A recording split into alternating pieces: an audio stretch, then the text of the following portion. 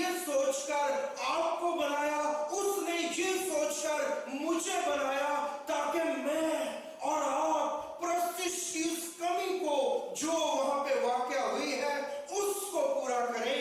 اس لیے یسایہ نبی جو ہے اپنے 43ویں باب کی 21ویں آیت میں لکھتے ہیں، وہ کہتے ہیں خدا کے کلام میں، وہ کہتا ہے خدا نے کہا کہ میں نے ان لوگوں کو اپنے لیے پرسنلی اپنے لیے بنایا تاکہ وہ میری حمد کریں، میری پرستش کریں، وہ مجھے چومے، مجھ سے لپٹے، میری طرف دیکھیں، میرے عاشق ہو جائیں، میرے محبوب ہو جائیں، اور ان کے دل و دماغ میں، نظر اور سوچوں میں، خیالوں میں، فیصلوں میں، ارادوں میں، ان کی ہر ایک چیز میں میں بسنے لگوں۔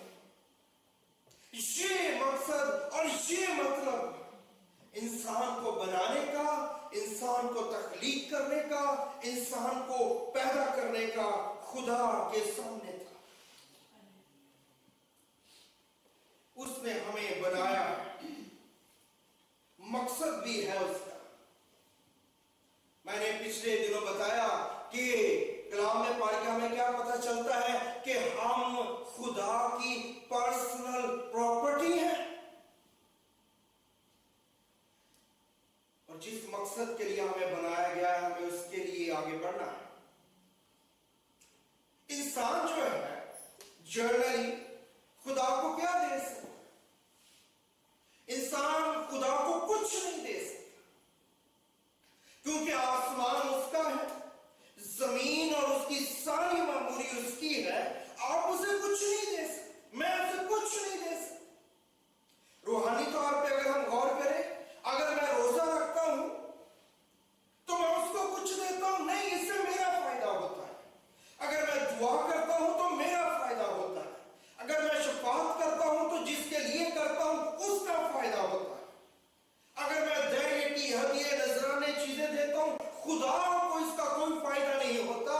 لیکن اگر میں پرستش کرتا ہوں، اگر میں حمد کرتا ہوں تو یہ وہ ہے چیز ہے جو براہ راست ڈائریکٹلی خدا کو ملتی ہے، اور خدا خوش ہو جاتا ہے، خدا شاد کام ہوتا ہے، خدا شادمانی کرتا ہے، خدا مسرور ہو جاتا ہے جب اس کے لوگ کیسے روح سے اور سچائی سے اس کی پرستش کرتے ہیں۔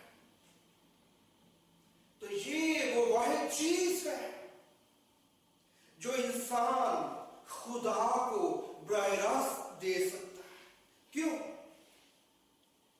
کیونکہ پرستش جو ہے وہ خدا کے علاوہ اور کسی کی نہیں کی جا سکتی، اور کوئی ایسی شخصیت ہے نہیں، نہ آسمان نہ زمین، نہ زمین کے نیچے، جس کی پرستش کی جائے۔ قابل پرستش شخصیت ہے ہی نہیں کوئی۔ اس لیے جب آپ پرستش کرتے ہیں اپنے خدا کی تو وہ مسرور ہو جاتا ہے، وہ خوش ہو جاتا ہے۔